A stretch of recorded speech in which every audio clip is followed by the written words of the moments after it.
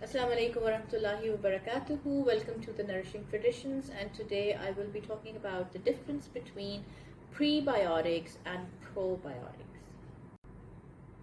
Probiotics are the beneficial bacteria which help us digest our food, but they need something to grow on, and that is prebiotics.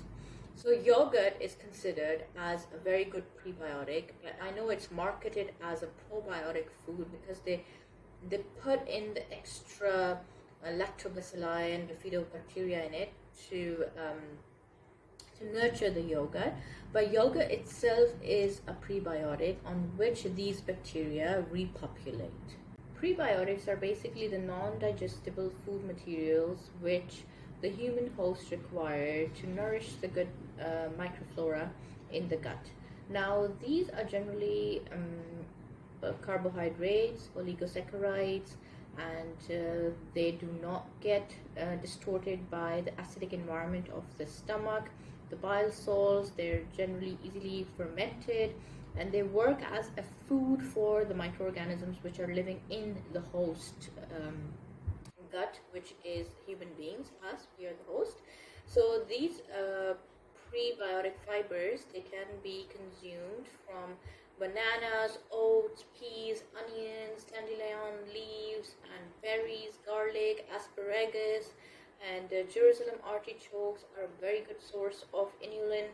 Then leeks and all of such food, they allow a person to repopulate his own good bacteria in his gut.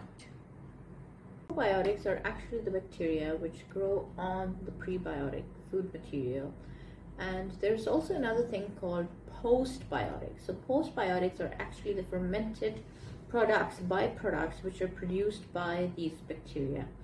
And there is one thing going on in the market these days which is very famous: symbiotics. Symbiotics are a combination of pre and postbiotics, and they help us aid in digestion. And these kind of products, they are normally formulated in a capsule or supplement form, but you can consume it from your diet as well. They can ease our digestion, they can support the digestive system, they can support the immune system, they can improve our mental health, boost weight loss, and promote heart health, decrease inflammation in the body. They can prevent nosocomial infections in the surgery patients. They help with patients with the liver cirrhosis, Crohn's disease, GERD, any type of gut healing problems. So I would really suggest that a good combination of yogurt, kefir. Kefir has more than 50 bacterial strains and species and hundreds of strains. Bacterial strains and species are different. Species can be 50 and they can have different strains. So if you have 50 species, you can have hundreds of strains of different kind of bacteria in it, performing their own functions, which can be very beneficial for the host health. Get an idea of how to get your probiotic from food. You can watch my videos on kefir and pickles, how to make pickles.